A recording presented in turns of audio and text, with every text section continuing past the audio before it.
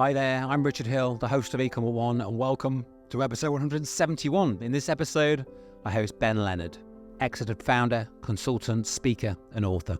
In this episode, myself and Ben talk about maximising valuations, timing your exit, and how to kickstart growth when things may have stalled. And of course, so much more in this episode. If you enjoyed this episode, hit the subscribe or follow button wherever you are listening to this episode. Now, let's head over to this fantastic episode. Hi Ben, how you doing? I'm good, thanks. It's great to be on the show. Thanks for having me. No problem at all. Looking forward to getting stuck in. So before we do, I think it's always good to introduce yourselves to our listeners and how you got into the world of e-commerce. Sure, yeah. Well, my name's Ben Leonard. And my path into e-commerce was a little unconventional and unexpected, if I'm being honest. I'll try not to give my whole life story, but I'll keep it brief. So I live in northeast Scotland, Aberdeen, and that is oil town. So inevitably ended up working in the oil and gas industry. But I was in kind of like the green side of it. I was an environmental advisor. So I didn't imagine I'd get into e-commerce, but I got very ill back in 2015, 2016. I had a heart problem. I'm fine now, but for several months I was signed off work. I couldn't do my fitness hobbies. I was pretty miserable. And I picked up on an idea that I had done nothing with for about the previous 4 years, which was to start a fitness brand and sell the products into gyms. And it was a disaster. Gyms did not want my stuff. But I found out that I could sell online to people like me through websites that I could easily build, despite not really being very technical, on platforms like Shopify and through marketplaces like Amazon. And so, yeah, I developed this fitness brand called Beast Gear, which, you know, the customer avatar was me. So I found that I was selling to people that I knew. I understood how to sell to them, how to market to them, how to develop products for them. And before I knew it, I'd quit my job. I scaled the business. We were doing $6 million a year when I sold the business in late 2019. And here I am. Wow, so in a couple of years from zero, so not knowing anything about e-commerce, selling online, or obviously you're probably buying online, but you hadn't built a site or been involved with that side of things at all, built the site, 2 years later, scaled to £6 million, sold it. Pretty much, yeah. I was one of those people that didn't really understand, I had no understanding of e-commerce. I thought about, I knew you could buy stuff online. I knew that I could use Amazon. I was one of those people that thought that when you bought on Amazon, you were always buying it from Jeff. I didn't know that other people could sell on Amazon. I didn't know that platforms like Shopify existed. But I just learned. But I learned by doing. I had no choice but to do that. I think we live in a time when you can virtually learn and do anything you want online. And I Googled and YouTubed and podcasted my way through it. Figured it out on the way, sort of thing. Yeah. It's amazing, isn't it? I think you can maybe spend 4, 5, 6 years at uni doing your degree, your masters and whatnot, but half a dozen good courses and maybe £100 on Amazon books. I'm a big believer that half a dozen books can probably push you further. In terms of in an area, £100 spent on Amazon, it's going to give you. I mean, don't get me wrong. I'm not saying don't go to university and whatnot. They're definitely reasons to go, but in terms of like learning hardcore skill, there's nothing like getting stuck in and learning in a book or having an hour of somebody's time to discuss something. And yeah, so brilliant. So let me think, where's the best place to go? So you set up very, very quickly, 2 years, sold it. Now I think let's touch on the exit then. So how much did you get for it? Well, I can talk about it. So the business was doing about $6 million US per year. Mm. It was late 2019. So I now co-own a mergers and acquisitions firm specializing in e-commerce. But this was before that. So it was late 2019, which was right before the e-commerce M&A bubble really exploded. Mm. But I've heard whispers from people within the industry that e-commerce businesses were becoming more valuable, and that for those wanting to acquire them, it was much easier to get the funding to do so. Because previously, if you tried to get funding to buy an e-commerce business, they'd look at you like you had two heads, because the business was seen as not a real business. It doesn't have windows and a door and a roof, right? Mm-hmm. Yeah. But now all this money was pouring in through private equity to acquiring these e-commerce businesses. And I sold my business to a private equity firm. The multiple was around about 3x, which was quite interesting because not long before that, multiples would have been more like 2x. So 2x your EBITDA. Of EBITDA, or is it your turnover? EBITDA, yeah. Yeah, EBITDA. And not that long after I sold my business, and of course, I didn't know that this was going to happen, but of course, COVID came along and everybody went online shopping crazy and multiples went crazy. I reckon if I sold the business maybe 6 months later, I probably could have got perhaps double for it. But I don't generally think about that or regret selling when I did. It was the right thing for my family and I to sell when I did. We were living in our little flat in Aberdeen, baby on the way, wanted to move house, became aware that I was sitting on an asset that could be worth a lot of money. I didn't know when that bubble would burst. And it was the right thing for us to do at the time. And it was crazy time. I was, the process of selling it took longer than we wanted. And we'd already planned this trip to go interrailing around Italy, my wife and I and our new baby who'd been born. And so I was pounding the streets of Venice by day and having due diligence calls with the buyer in budget hotels by night. So the guys that are listening in now then will be thinking, well, okay, that sounds great. Started and within almost in a heartbeat, 2 years later, 24 months later, you got a 3x back on EBITDA, which is going to be a nice payday for a couple of years' work. Obviously it's not that simple. I know you just spend a lot of time thinking things through and, life experience layered in and so forth. But in terms of, obviously that was a successful exit. For those that are maybe thinking of going down that route of exiting their business and building that business to a certain valuation, what advice would you give them? I guess there's a few things there. So maybe firstly, trying to get that business into a saleable position, what advice would you give there? Yeah, and that it's a great question because that's what we come across so much is people coming to us saying, can I sell my business? And the answer is not yet, because you've got work to do to get it where it needs to be. And I think the easiest way to think about this is to put yourself in the buyer's shoes and actually say, take a step back, look at your business and say, well, would you buy it? And very oftentimes the people I'm speaking with say, well, you know what? Yeah, actually at the minute I wouldn't because, and then there's a variety of reasons. Perhaps the margin simply isn't there. We want to have a margin of, at least 20%, bottom end 15. We want year-on-year growth of at least 20%, ideally 30 or more. Yeah. And we want a strong brand identity protected by intellectual property, because it was possible to just sort of sell a mishmash of stuff online and make bank, but that's not sustainable. People, I teach people to build brands that solve real problems for a real group of people that they are passionate about, that people can identify with, resonate with, become a fan of. And that's what buyers want. They want brands that will last into the future and that, they're going to have a tribe of fans who will continue to support that business. Mm-hmm. So, it's asking yourself really, what does the buyer want to see? And that's what they want to see: growth, profitability, and a path for future growth. Whether that's adding more products or perhaps moving to more channels or expanding internationally. Yeah. So year on year, look, somebody's looking at looking to buy a specific ecom business. They're looking for growth in terms of turnover and margin, and making sure, and that might mean as the owner to maybe take a reduction in your drawings, your salary, your lifestyle if you're gearing up to sell, as opposed to having that new car every year or whatever it may be. Or obviously it's all going to be shown on the accounts, isn't it?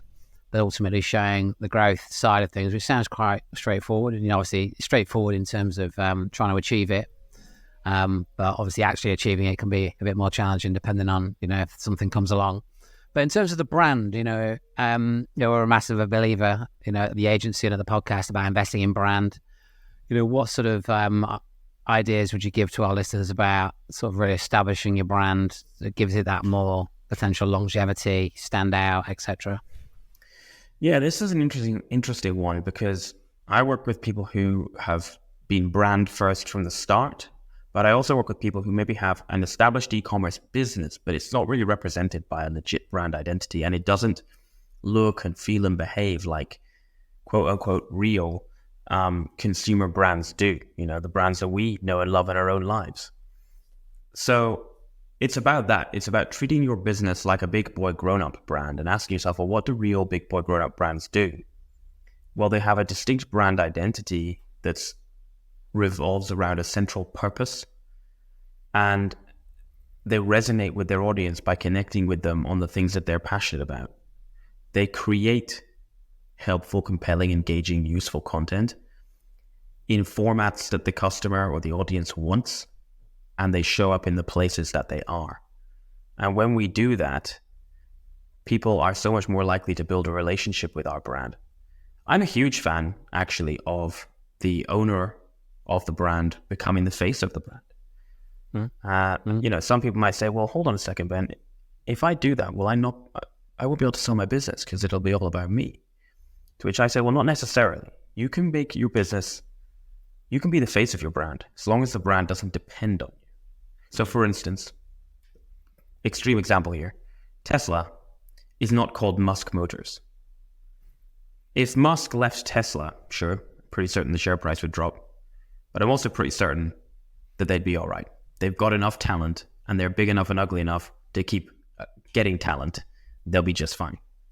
Having said that, I wonder if the same could be said for an organization like Dyson.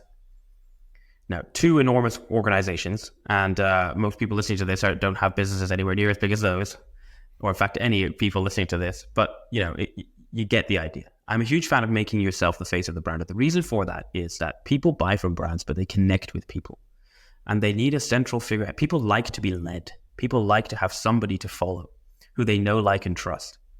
And I did that with my first brand, with Beast Gear, and it worked a charm. So. Averagely fit bloke with asthma is face of fitness brand. Why did that work? Well, it worked because we were positioning ourselves against the status quo of the fitness industry, which is all about the fittest, the strongest, the fastest, the muscliest, the thinnest. And I was saying, well, actually, hold on a second. We're selling products to people just like me who aspire to all of this, but they're not there, and they know they're not there. So if I make myself the face of the brand, people will connect with someone just like them and want to join in. So that's kind of what I'm getting at with brand. To me, a brand is and there's lots of different debates about what a brand is and isn't. And I think generally they're all getting at the same thing. To me, a brand is a group of products that solve problems for a group of people. And your branding is how you make them feel. So it's asking yourself, well, how do your favorite brands make you feel? Maybe they make you feel loyal. Maybe you fiercely defend your favorite brands. Maybe you put off buy a product from a competitor until your favorite brand's product is back in stock because you have to have everything by that brand. And you'll wait by the door in anticipation for it to arrive. Take all that, bottle it up, and apply it to your business. And start treating it like a real brand. And I believe it makes a huge difference to the top and bottom line. So I think a lot of people listening will be like, well, it's all right you saying that, Ben. You're a very confident chap. But obviously a lot of business owners like to be maybe in the shadows a little bit, and they're very smart people doing their thing. So what would you say to those guys about sort of putting themselves out there, and maybe the first steps, and what to sort of encourage them to put the face in their brand, to show themselves, whether that's on video, or maybe a step, a step ahead or two. But just obviously appearing on podcasts like this, it's actually quite straightforward to do. Yeah, I think the first thing I would say is give it a go, but don't worry, because ultimately you don't have to do it. You can make it work. Like, for example, I've got a couple of friends who have got a fantastic brand of, this is great. They sell accessories for people who own chickens. So that all to do with rearing chickens. And these guys have never even touched a chicken, right? Let alone owned one. But what they've done is they've partnered with key people of influence in that industry to make it work. Ideal world, I believe you should build a brand that you are personally passionate about. They didn't, and they're making it work. I accept that. Yeah. So there are ways that you can do this without ever becoming the face of the brand. But people dig authenticity.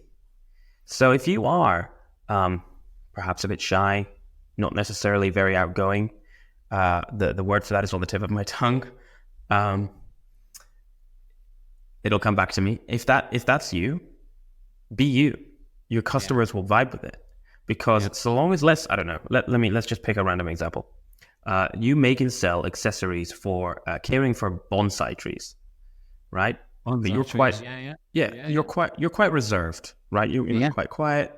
But But so long as you know your stuff and your customers can see that you know your stuff, and you position yourself as an authority in your niche by creating content that positions you as an authority, whether that's video content or a podcast or articles, writing articles, you don't have to appear on camera. It makes a difference, and your customers will vibe with that. I agree. I think, if you know your stuff, and you're genuine and you've got a value to give, but okay, you might be a bit shy and a bit worried about jumping on camera or speaking at an event, but I think ultimately, if you know you'll know what you're talking about, and that comes across, and you're passionate about, and you're knowledgeable. Somebody said to me once, when you maybe do a talk, and you'll go to a room, there's 100 people in there, it's quite a big thing if it's the first time you've ever done a speech. It's always quite a big thing, I think, for doing public speaking and things like that for most people. But you turn up at a room and 20 people aren't even listening. They're not even got their head up. It doesn't matter what room you're in. Potentially, there's like that element of people that just aren't. They're just not paying attention. They're not present. They're on the phones. Yep. But then you got the other 20 people that are like, yeah, that Ben guy's all right, but he's not my cup of tea. And then you got the other 20% think, actually, yeah, this guy's making sense. Yeah, I really like, and then you got that 40% left.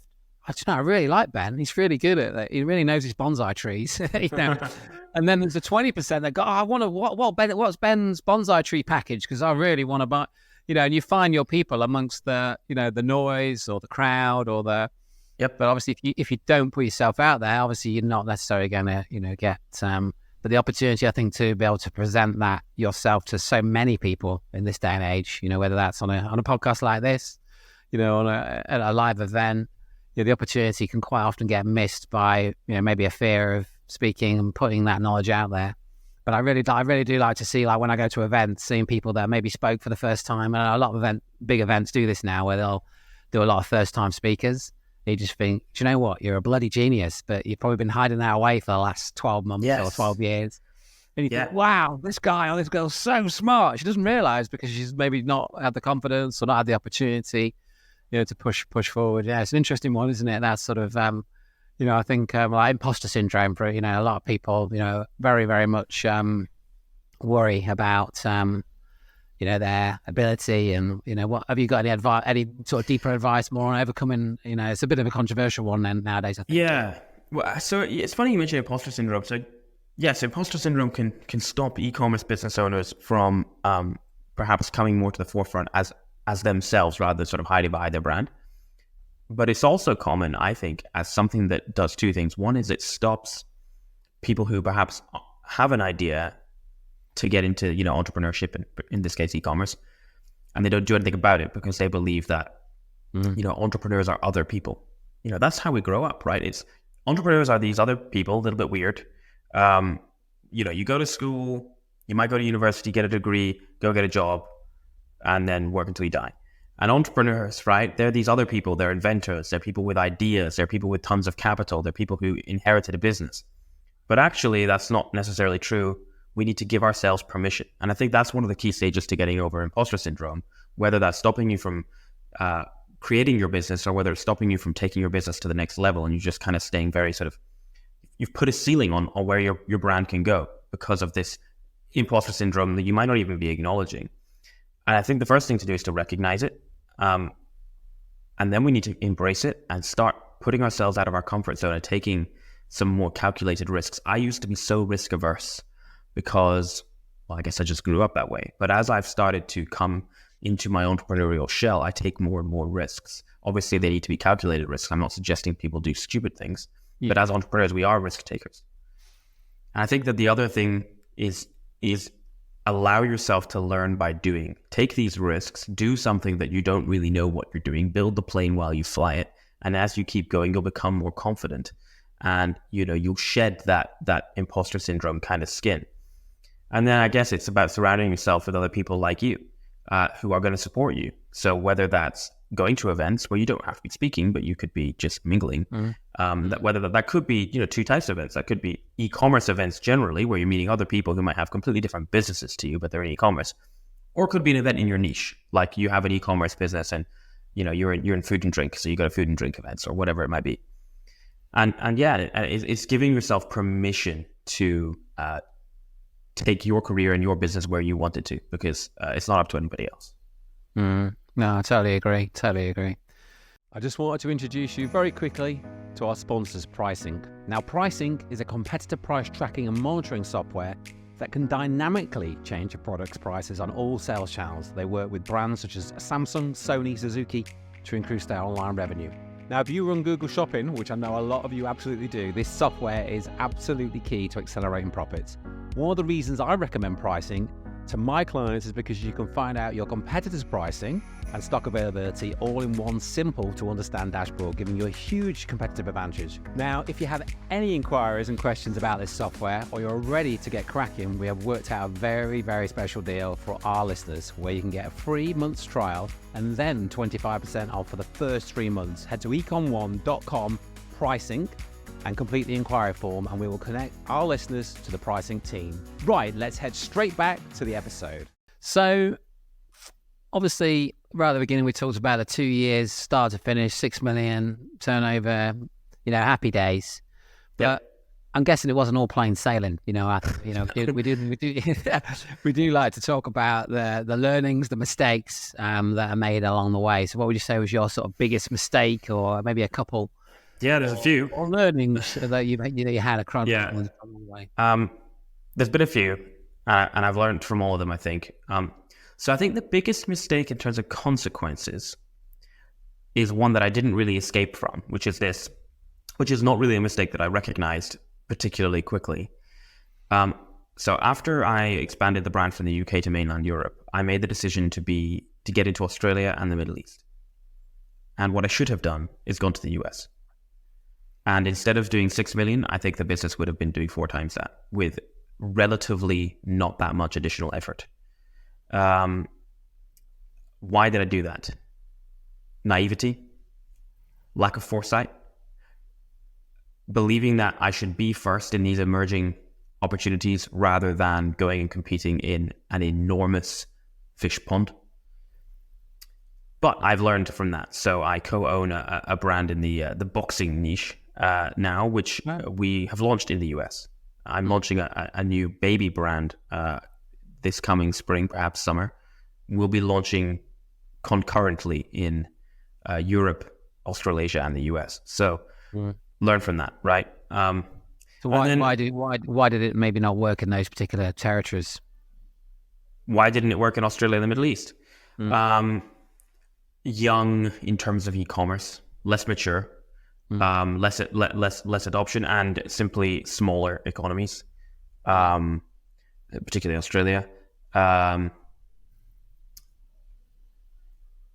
should have just gone straight to the US. It was a mistake, but that's how you learn.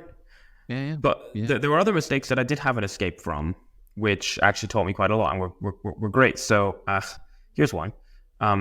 Pretty early on with the first brand, I knew I needed to trademark the brand name and logo.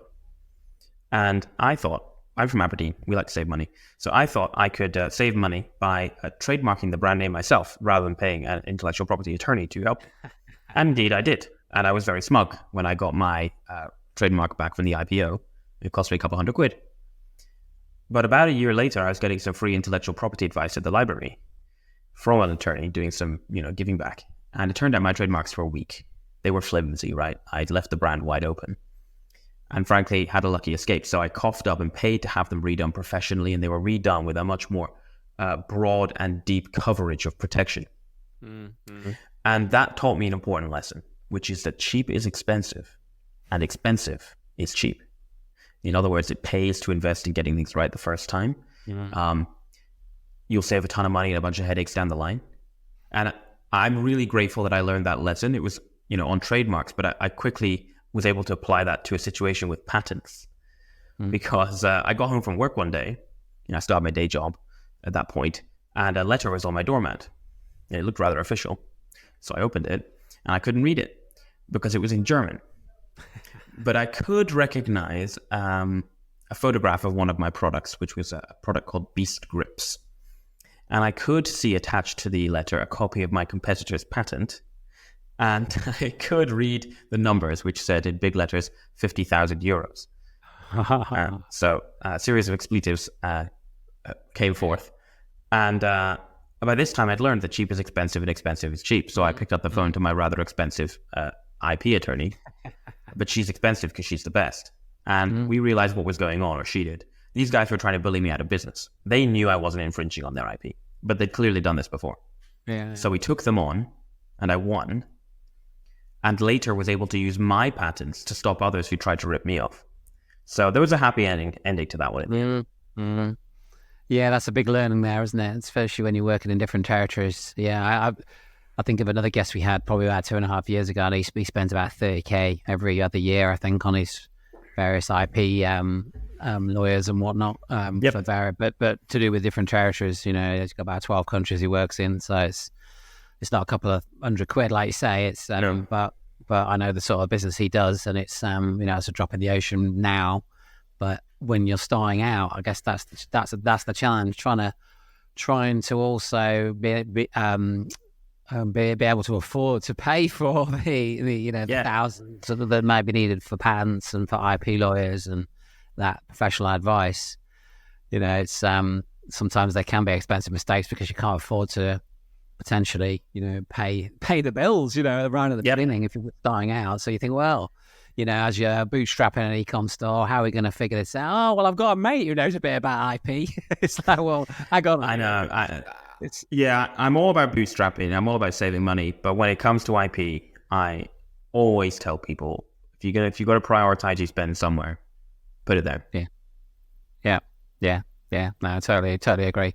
So timings around exit, I think, obviously we talked about exit right at the beginning, but I think, there's right and wrong times, or there's obviously there's a lot of internal factors maybe as a seller based on, where you are as a business, but ultimately you got the economic factors that are sort of all over the place, I guess, at the moment. Depending, just turn the news off, I think is the best option. But in terms of sort of timings around exit, obviously you decided, like you did, to sell your business. And I think you said, but if you hung on 6 months, but you didn't know there was going to be this, deep pandemic challenge and whatnot. But in terms of timings, what advice would you give to people about their exit and their timings? Yeah, I'm going to give people two types of advice here. I'm going to give them some wishy-washy advice and some more quantifiable advice. So in terms of the quantifiable side, you want to be selling on the way up when you have a good balance of growth history and growth trajectory and growth opportunities to present to a buyer to tell that compelling story. Here's why you should buy my business, and here's why you should pay a premium for it, because actually the way this is going, in another couple of years, you won't have paid a premium. You'll have got a banging deal. Yeah. That's part of it. It's also selling at, and this is the wishy-washy part, the point of peak romance. And that was some advice I got from my dad before I sold Beast Gear, and he got it from somewhere else. And it means this. You want to time the exit so that you're at that point where there's this romantic notion that this could be something truly special, because that adds a lot of value to the potential buyer because they can see all of this upside, but also to you, because if they do realize that upside, you can structure the deal such that you can get some of that with the right type of earnout and back end parts of the deal. However, if it doesn't quite go that way, then you got out at the right time. And I think I pretty much nailed that, with the exception of what then happened with COVID. Had COVID not happened, I think I got it more or less bang on. But the fact is that COVID did happen. So had I known, I would have hung on for another 6 or so months. But then if I'd hung on a bit too long, like more like 9 months, who knows? Because supply chain, really went to hell because factories right across the Far East were shut. Shipping prices were absolutely bananas. And suddenly all these private equity backed organizations acquiring e-commerce businesses were not acquiring e-commerce businesses. And so the bottom fell out of the market and multiples dropped. So it was a highly volatile time immediately after I sold. So I'm pretty grateful that I sold when I did. No, sounds it. It's a tricky one, isn't it? Because it's always easy looking back when something's sold or something's bought or sold, and but ultimately, you need to, when someone's buying it, they've got to see that there's scope to scale and improve. So it can't be its absolute optimum and everything's completely. They want to know that they can come in, layer in X, Y, and Z, whether that's their own marketing team or whether that's a new country they've got expertise in, or it's a complementary product sales. There's loads of reasons why. But that's got to be there. So it's got to be sort of on an upward trajectory is what we're saying, but then there's still lots of room for growth. Yeah.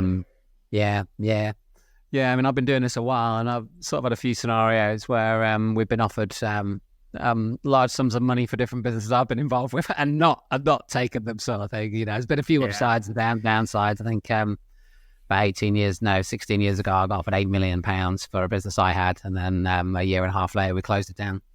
Oh, mate. So that was a tough one. But we've had a couple of other little exits, not that sort of scale, but about 10 years ago, 12 years ago. So it's a funny old world, the M&A world. Like, we had a client just over a year ago, and we got him on the table the most phenomenal deal that he could have got for this business. It was $1 million, so not 8 million. His business was significantly smaller. For the market at the time, it was a cracking deal. And the reason we managed to get that for him, it was just before year end, and the potential buyer really wanted to get this in before year end. And he said no. And since then, his business has tanked, and he really regrets it. Now, the moral of that story is not take the first offer that you get. I mean, it wasn't the first offer that you got, but the moral of the story is, he was trying to squeeze. He was basically arguing over pennies, right? And then sulked and ran off. And he subsequently apologized and said he was wrong. But I think the moral of the story is know when enough is enough. Like, what for him, he was arguing over something like an additional $100,000. Yeah. And in the grand scheme of his life, that would have made very little difference. Mm. But $1 million would have made a hell of a difference. And now that opportunity is gone. So that's something that, that's always something I try to tell people is think about the grand scheme of things. Yeah. I think I've had quite a few conversations recently with different people that have exited or exited various parts of their portfolio. And I think a lot of people sort of refer to it as taking X amount of money off the table. So they may well have 3 or 4 or 5 brands worth X. Well, okay, but you might not necessarily have mega cash flow or own personal wealth. But if you then sell one of those businesses, so many years in, or a percentage of that business, and take, whether that's, obviously it depends what, a few $100,000 or a few million quid, that's a huge amount of money when you're used to maybe trading, a big business trading, but you're not necessarily making profit in your own personal bank. Yep. Whereas if you can take, whether that's a few $100,000 off the table or $1 million, £1 million, £5 million, whatever it may be, obviously that goes a hell of a long way on a personal scale as a founder, as an investor in a business. If you're taking something off the table rather than maybe working for 20 years and then finding out that actually it's worth nothing, or we should have sold, so I'm seeing a lot of people doing that more, especially in I've got a lot of connections and whatnot that are in the e-commerce space. They've got multiple sites. They've maybe got agency shares in different agencies and things like that. I've just come back from the biggest SEO conference in the world in Chiang Mai, and cool. a lot of the guys there are sort of flipping, whether that's domains, stores, sites, SaaS businesses, but it's not quite often. A lot of the conversations it's not their only business. They've got several other businesses, but they're maybe running 3 or 4 things, flipping one, keeping 2 or 3 things running, but taking off a very large sum potentially. Yep. It's a smart way to do it. It keeps things diverse. It keeps things sustainable. You have that safety net. It's a good way to balance it all out. Yeah. So what are you working on at the moment then, Ben? Variety of things. I've just published my first book. So shameless plug there. It's called Quit Stalling and Build Your Brand. The subtitle is You Don't Need an MBA to Crush It in E-commerce. We all pretty much said that at the beginning, didn't we? We did, yeah. So that came out about a month ago now. It's on Amazon, as you'd expect. There's a course that goes with that. There's a beta round. I've got a bunch of beta members in there just now. I'm doing a big launch for that in February. So that's fun. Yeah. That's called Product Empire. What else is happening? The baby brand. So I'm back out to Vietnam in April to visit my factory, and we will launch. Whereabouts in Vietnam are you going? Well, I'm actually gonna travel through the whole country because I'm teaching on this. There's a sourcing trip that happens every year called the Vietnam sourcing trip. Funnily enough, and I'm teaching on that. But then happy coincidence, my manufacturer is in Ho Chi Minh, so I went out there last time and met them there, and I'm gonna meet them again this coming April. Yeah. And we hope to be doing mass production soon. We're about to start all the safety testing that we're required to do for this first product that we're launching. Pretty stringent stuff, which we need to make sure we do. So did you purchase, you were buying from Vietnam with the previous business? No. I chose Vietnam for this one because that is where the technical capability for what we're doing really lies. We found a fantastic manufacturing partner in Vietnam. COVID meant that they then had to prioritize their big, huge clients. And they couldn't finish the prototyping for us, but they were very helpful in finding an alternative for us. And we found a great little startup manufacturer in Ho Chi Minh. They've got the technical expertise to do what we need to do. So cool place to manufacture. Really, I think manufacturing is really going to take off there over the next several years. The only issue I think they've got is capacity, because pretty much everyone in Vietnam is employed. So they will struggle there a bit. And it's, I have no problem manufacturing in China. I have a few concerns about some human rights issues in the west of China, but that's another debate.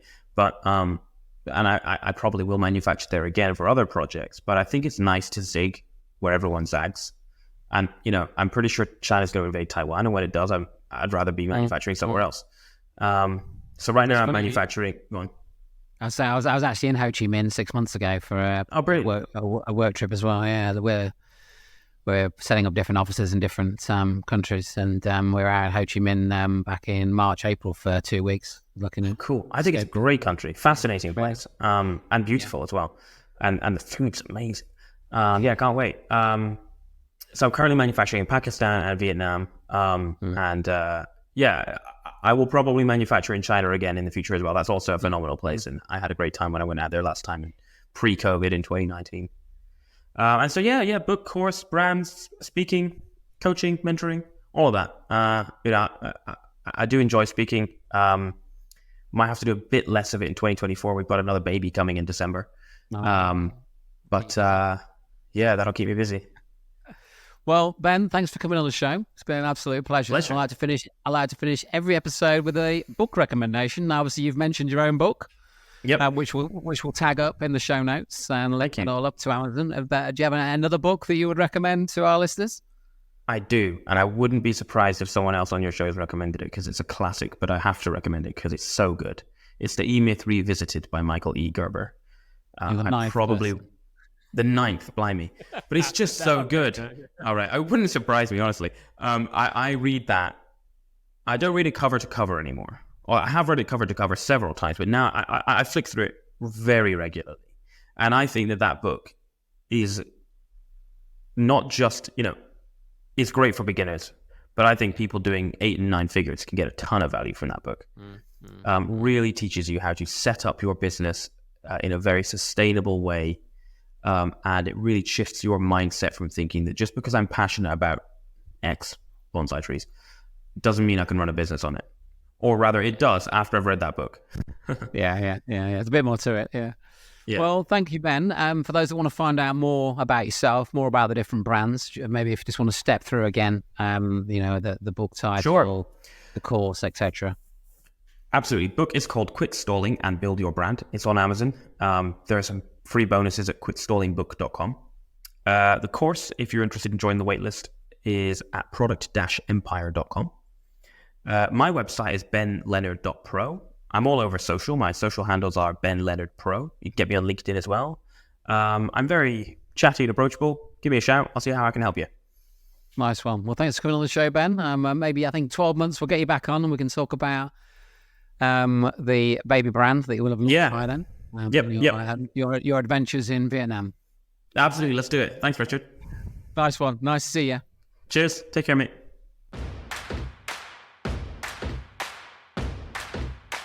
If you enjoyed this episode, hit the subscribe or follow button wherever you are listening to this podcast. You're always the first to know when a new episode is released. Have a fantastic day, and I'll see you on the next one.